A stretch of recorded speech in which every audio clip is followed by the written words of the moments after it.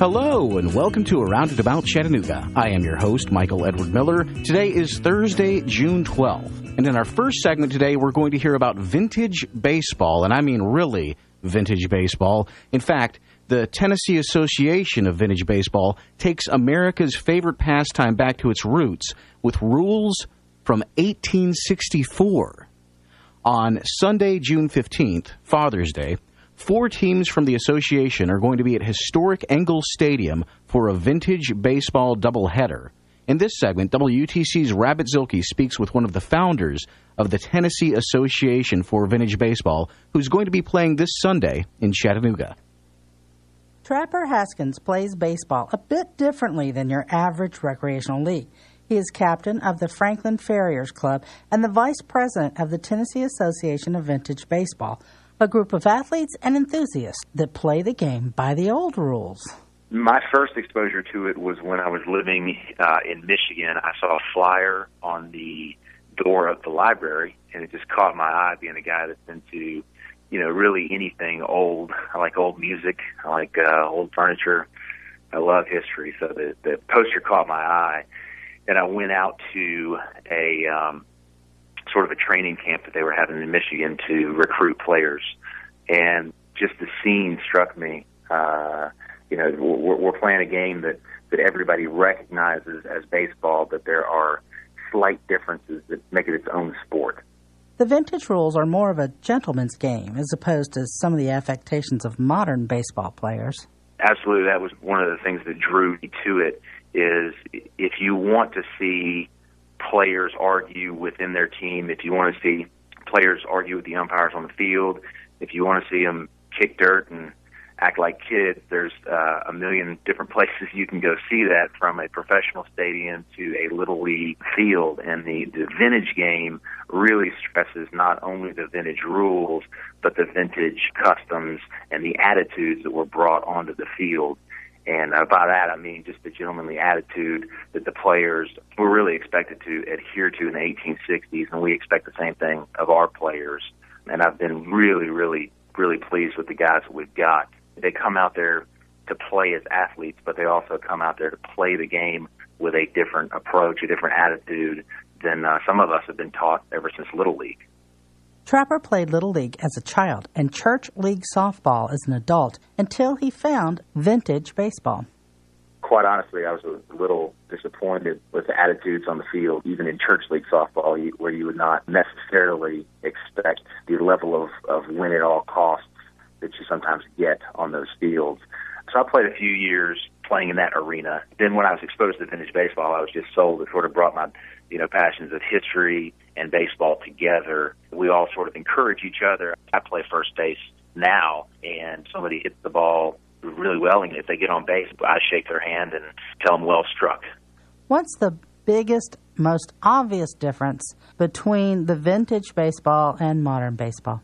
Other than the fact that none of us look like we're from the modern era, we're all wearing what would be a vintage uniform. And as far as the game itself, the most striking difference is the fact that no one on the field is wearing a glove, not even the catcher, not the first baseman. It's a barehanded game, and it was a barehanded game up until maybe the mid-1870s when the pitchers started throwing a little bit faster and the catchers decided to put something on their hands to protect them. But we don't play with any gloves, and in addition to that, most of the rules are the same, but another rule that's glaringly different is a ball can bounce on the ground one time and be caught, and the batter would be out.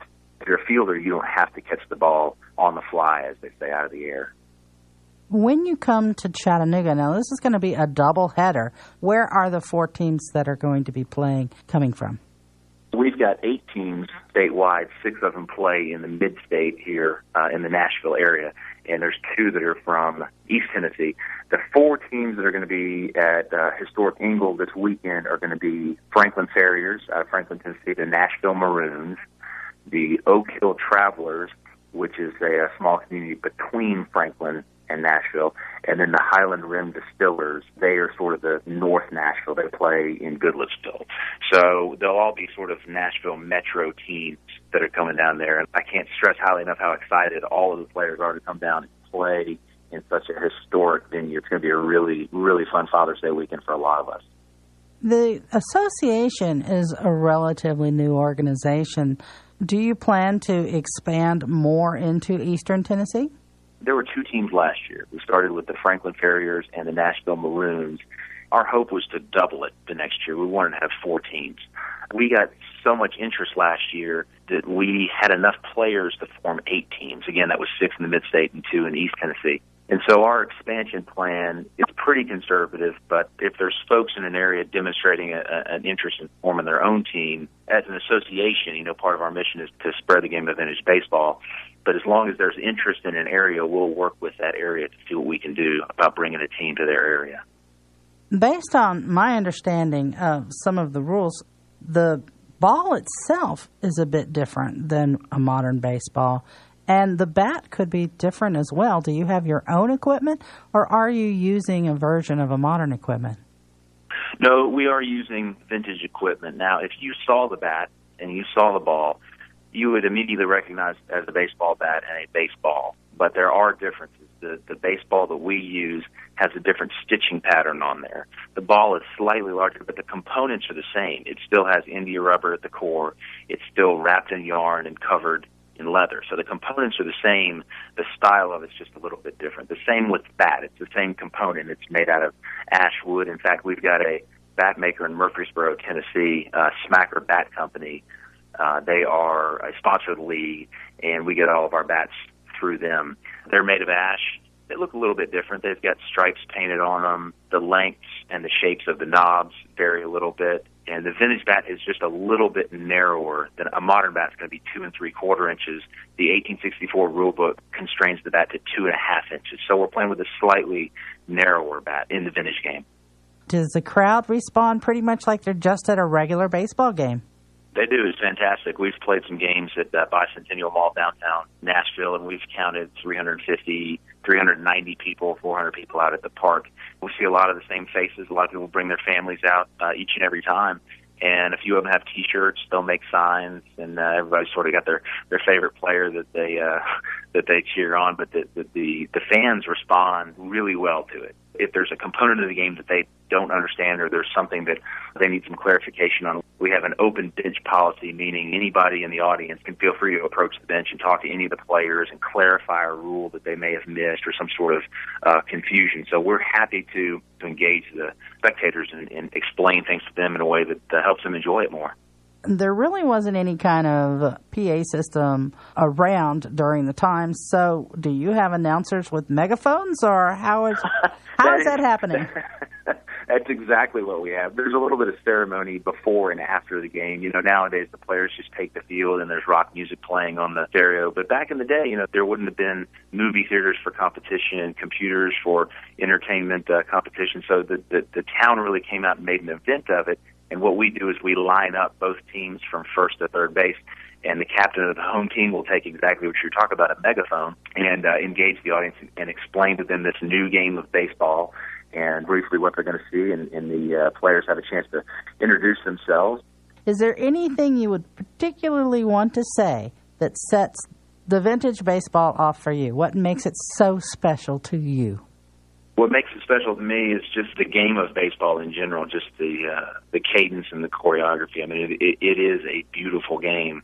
I think the way that we play it really speaks to the way the game was intended when it was in its infancy.